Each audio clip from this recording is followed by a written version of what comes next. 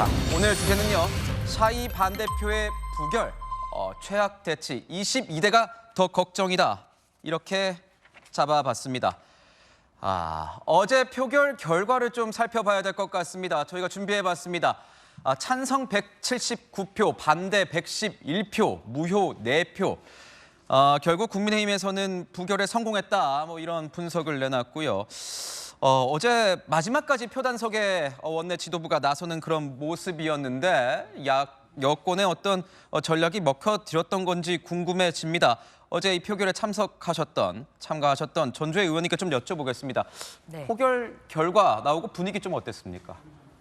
분위기는 저희는 사실 부결이 될 거라고 생각을 했기 때문에 그 부분에 대해서는 자연스럽게 받아들이는 그런 분위기였습니다. 예, 그리고 어제 저희가 113명의 지금 의원들이 있는데 사실 어제 오전까지만 해도 나오실지 마실지가 좀 미정인 그런 의원들이 계셨는데 네.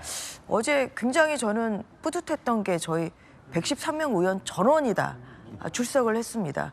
그래서 또 그분들이 적극적으로 투표에 참여를 하셨고 그래서 그런 면에서 마지막까지 또 그래도 국민의 의원으로서의 소임을 위해서 또 최선을 다하시는 좀 그런 모습이 저로서는 굉장히 좀 감동적이었고요. 그리고 앞서 어제 보도도 많이 나왔습니다만 사실 113명에 또 무소속이나 타당인 황보승희 하영재 의원까지 하면 저희가 115명. 네. 근데 그 중에서 찬성표를 던지겠다고 공언하신 분이 5명이라 그렇게 하면 110표가 나와야 되거든요. 반대나 기권이. 근데 어제 이제 반대나 기권 표가 110보다 더 많은 5석 많은 115명이 나왔어요.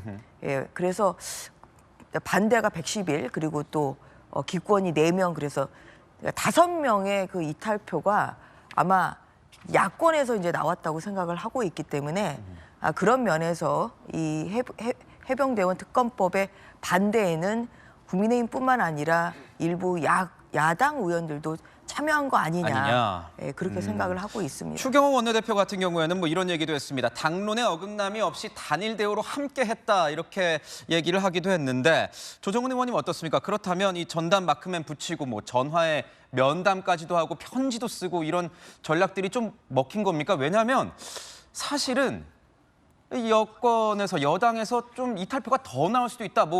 일각에서는 2자릿수까지도 나올 수 있는 것 아니냐. 그렇게 되면 대통령의 어떤 레임덕과 맞물릴 수도 있는 상황이 올 수도 있다. 이렇게 예견을 하기도 했었는데 상황은 좀 달랐습니다.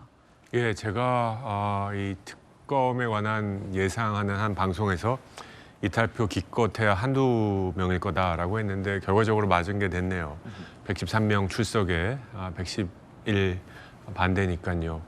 저는 이거 전략의 승리다, 전술의 승리다. 누가 더 적극적으로 소위 로비를 했냐의 결과가 아니고요.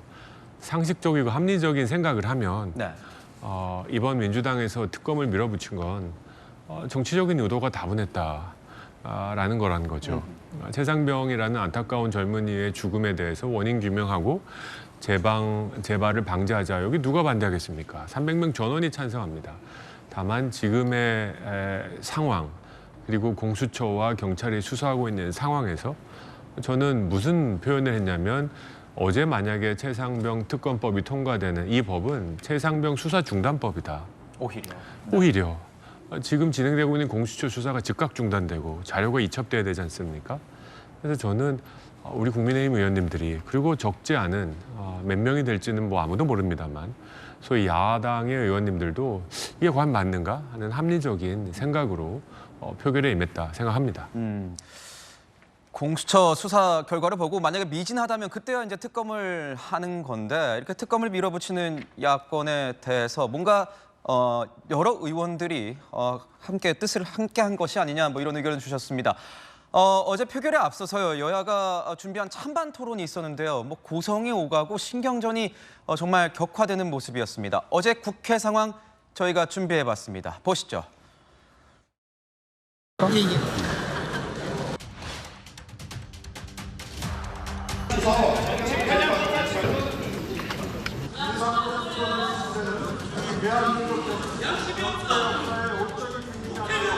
님들께서 찬성표를 행사해 해 주실 것입니다. 균형 잡힌 근거 하에서 무엇이 더 진실을 밝히는 데 적합하고 박주민 법조인으로 사실대로 얘기해. 국민의 요구에 부합하는지 제대로 된 판단을 해주셨으면 좋겠습니다. 진심으로 하는 것이 아닙니다.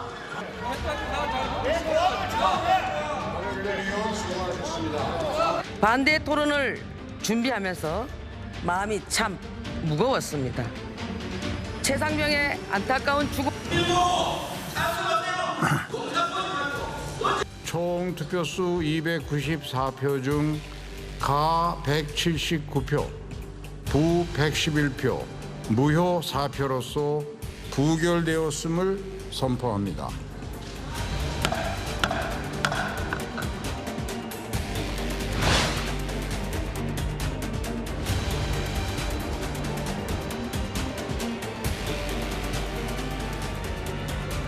헌법기관의 한 사람으로서 제 소신에 따라서 투표하겠습니다. 제 소신입니다. 멀어진 이 국민의 민심을 어떻게 하면 당과 좀 더 가깝게 만들 수 있는가, 그것에 대한 그 고민의 일환입니다.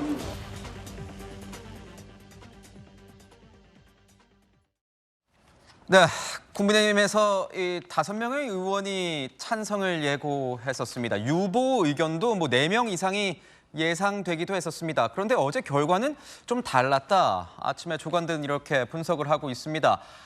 이를 두고 민주당에서 샤이 반대표가 좀 있었던 것 아니냐 이런 분석도 있는데 5명 의원이 예고한 대로 찬성표를 던졌다면은 저희 계산에 따르면 184표가 나왔어야 되는데 실제로는 179표 찬성표에 무효표 4표가 나온 겁니다. 김영주 의원님 보시기에는 정말로 어제 저기에서 김광삼 변호사도 얘기를 했거든요. 야권에서 오히려 이탈표가 나올 수 있다. 그 상황 우리가 무시하면 안 된다. 이렇게 얘기했는데 실제로 아침에 많은 조간들이 야권에서 나왔을 가능성에 대해서 제기를 하고 있거든요. 그렇다고 보십니까? 저는 우선은 기본적으로 이제 그 전제가 되는 게 공식적으로 찬성표를 던지겠다고 하는 분이 여권에서 5분 계셨단 말이죠. 그렇다면 굳이 본인이 찬성표를 던지겠다고 말한 분이 갑자기 마음이 바뀌어서 반대할 가능성이 높지 않다고 봅니다. 다만 그 전에 이제 박주민 의원이 얘기했듯이 뭐 4, 5명이 돼 있다. 그분들은 없는 것으로 친다 하더라도 그렇게 계산해 보면 사실은 여권에서 이탈표가 있다라고 볼 수 있고요. 그 중에는 무효표 4표도 들어가지 않습니까? 이제 그렇게 된다면 결과적으로는 뭐 민주당 안에서나 혹은 어떤 무소속까지 포함되는 야권에서의 반란표가 묻어 있는 거 아닌가? 뭐 2표 정도는 뭐 예컨대 이탈표고 혹은 뭐 반대를 던지거나 또 2표 정도는 기권을 했거나 이런 무효표를 만들었거나 그런 개연성이 없잖아 있다라고 하는 부분이 뭐 저는 그렇게 느껴집니다. 네. 일부 언론에서 아침에 조간들을 보니까 이 무효표 중에서는 찬성이라고 이제 썼다가 가라고 썼다가 아마 점을 찍거나 뒤에 뭐 이런 식으로 해서 이제 무효표가 된 게 있다 뭐 이렇게 얘기를 하던데 그래서 뭐 여권에서 이런 식으로 본인의 의사를 또 나타낸 것이 아니냐 뭐 이런 분석들도 나오고 있습니다. 4년 정도 이렇게 투표를 하면 그런 거는 이건 무조건 무효표가 된다고 다 알고 있잖아요. 아마 그래서 그게 의도가 있는 것 아니냐 뭐 이런 얘기가 나오던데. 지난 총선에서 자신의 지역구가 전략 공천지로 이 성정이 되면서 이재명 대표와 갈등을 빚은 이수진 의원 같은 경우에는 이 표결에 불참하기도 했습니다. 과거 발언 한번 준비해봤습니다. 보시죠.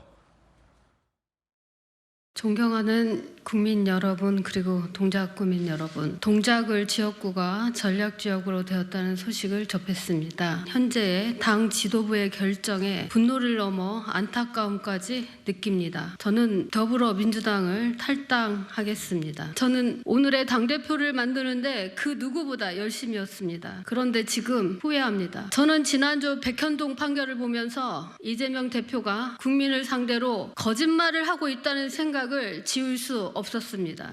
이선으로 물러나라고 요청했던 가장 큰 이유 중에 하나가 백현동 판결문이었습니다. 총선을 이끌어야 될 당대표가 그 판결에 의하면 결과가 너무나 보여서 총선 지휘를 다른 사람이 좀 하고 그분은 조금 물러나 있어야 총선에서 조금이라도 이길 수 있고 충원을 한 건데 그것마저도 수용이 안 되는 상황인 거죠. 이수진 의원의 이 발언까지 좀 들어보고 왔습니다. 그래서 뭐 이런 얘기가 있는 겁니다. 이탈표의 이 출처가 이른바 이 공천 과정에서 있었던 야권의 공천 과정에서 있었던 비명 행사에 뭐 희생됐다는 표현이 맞을까요? 비명 행사에 희생된 의원들이 아니냐 뭐 이런 일각의 분석들도 있습니다. 자, 박수현 당선인 보시기에는 어떻습니까? 이 야권에서 진짜 지난 공천 과정에서 이재명 대표에게 어떤 반발을 하거나 사이가 안 좋아진 이런 의원들이 반대표를 던지거나 무효표를 던졌다. 이런 분석 가능할 것 같기도 한데 어떻게 보세요? 그러니까 지금 이수진 의원의 그 표결 불참이나 지금 발언 등을 보면 그건 뭐 부인할 수 없는 얘기겠죠. 그런데 제가 지금 이제 앞에서 다 자세히 분석들을 해주셨으니까 그러나 뭐 그것이 어떤 것이 맞다라고 이야기할 수도 없고 다만 추측일 뿐 아니겠습니까? 그런데 뭐 그런 측면에서 보면 저는 뭐 자세한 어떤 표 분석을 하는 것은 뭐 무의미하다 생각을 하고요. 다만 아까 본회의장에서 서로가 부끄럽다라고 소리를 친 이런 모습들을 이제 보고 있는데 진짜 정치인으로서 그리고 22대 국회 또 당선인으로서 볼 때 정말 부끄럽습니다. 네. 어떻게 한 장병의 죽음을 놓고 10개월이 지나도록 이렇게 진상규명 하나 제대로 되지 않고 그래서 특검을 하자 말자 가지고 저렇게 국회에서 의원들끼리 각 당에 표단속을 하고 저러면서도 본회의장이 부끄럽다고 서로 싸우고 이런 모습을 볼 때 국민들 보기에 정말 부끄럽습니다. 그래서 저는 이 표 자체를 분석하는 자체가 부끄러운 일이다 생각을 하고 이 자체가 부끄럽다? 네, 그렇습니다. 네. 그래서 적어도 이 우리 국민의 그 죽음에 대해서 국가가 또 정치가 어떤 태도를 가지고 어떻게 대하느냐가 결과적으로는 대한민국이 나아가야 할 선진국의 진짜 모습인데 왜 경제는 선진국인데 이 정치는 이 모양일까? 우리가 사회적 참사를 지금까지 많이 겪어왔지만 세월호, 이태원 참사, 오송 참사, 그다음에 최상병 사건 등으로 또 이어지는 이 사회적 참사에 대해서 도대체 우리는 어느 수준의 국가에 있는 것인가?